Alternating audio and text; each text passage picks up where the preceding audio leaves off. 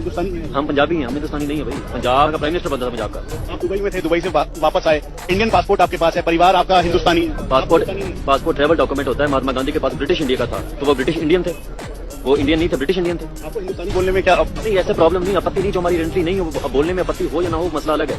जो आइडेंटिटी नहीं है, आप मुझसे पूछेंगे आप बंगाली हैं, मैं बोलूंगा नहीं। आप मुझे पूछेंगे गुजराती हैं, मैं बोलूंगा नहीं हूँ। आप मुझे पूछेंगे मराठी हूँ, मैं नहीं हूँ। मैं पंजाबी हूँ, सिख हूँ, नहीं हिंदुस्तानी कैसे हो सकते? हिंदुस्तान एक मतलब ये कैसे आप आइडेंटिटी क्या है? हिंदुस्तानी आइडेंटिटी क्या होती है? एक कल्चर होता है आइडेंटिटी का, एक पहरावा होता है, खान पीन होता है। ये कैसा एक सिमिलर है? गुजराती का अलग है, बंगाली का अलग है, मराठी का अलग है, और साउथ का तमिलों का अलग है। हिंदुस्तान का पासपोर्ट यूज करता है और सरेआम अदावत की बातें करता है।